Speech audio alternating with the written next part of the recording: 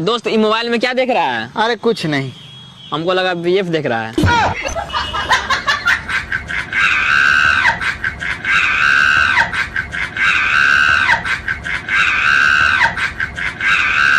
यार हर बार शादी में जाती हूँ कोई ना कोई लड़का पसंद आ ही जाता है, पर इस बार तो हद हो गई। क्यों, क्या हुआ? दूल्हा ही पसंद आ गया। दूल्हे का सेहरा सुहाना लगता है। वीडियो अच्छा लगे तो स्टार दीजिए। मुझे साजन के घर जाना है, मुझे साजन के घर जाना है, मुझे साजन के घर जाना है, मुझे साजन के। तुम जैसों से बात न करते, भाव न देते हद से ज्यादा।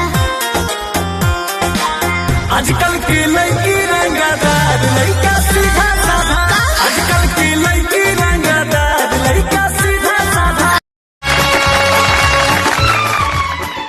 मेरा कोई कुछ नहीं बिगाड़ सकता,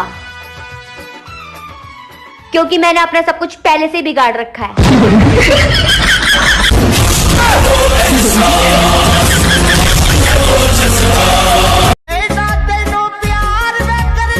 दुनिया तू मैं नहीं हूं न डरना।